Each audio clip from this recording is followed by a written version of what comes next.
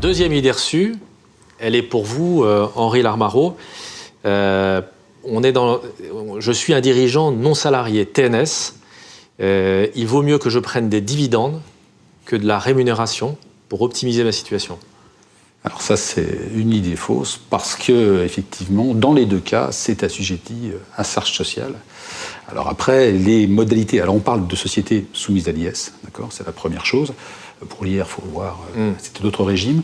Et effectivement, on est aujourd'hui dans tout ce qui est supérieur à 10% du capital. On est assujetti aux charges sociales. Voilà. Donc ça veut dire qu'en fait, en réalité, aujourd'hui, lorsqu'on distribue les dividendes, donc ça attribue une rémunération, dans les deux cas, on est assujetti à des charges sociales.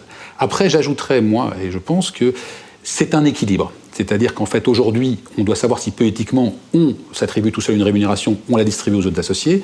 On doit savoir si, effectivement, on augmente les charges de la société, ce qui fait que ça diminuerait le bénéfice. Donc, quelque part, c'est aussi un choix à faire. Et en optant pour un régime de rémunération, quelque part, on alourdit les charges, donc on diminue le bénéfice. Donc là, je dirais que c'est, à mon avis, un cocktail. Il faut regarder les deux. C'est pas dividende contre rémunération. À mon avis, c'est dividende et ou rémunération. Voilà. Je sais pas. Et un choix, Patrick Bordas, vous voulez ajouter quelque chose ? Oui, vous évoquiez l'aspect politique de la chose, c'est que la rémunération, enfin, c'est la rémunération du travail, quel qu'en soit le niveau où on le fixe. Le dividende est censé être la rémunération du capital, quoi, qu'il y ait un peu de flou avec ces règles, et que la clé de répartition, c'est bien la détention du capital. Ça n'est pas la quotité de travail.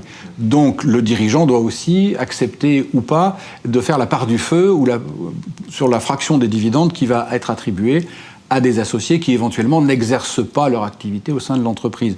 Et c'est en ce sens-là que vous l'évoquez en disant que c'est un choix politique qui doit être fait en amont du choix de distribution.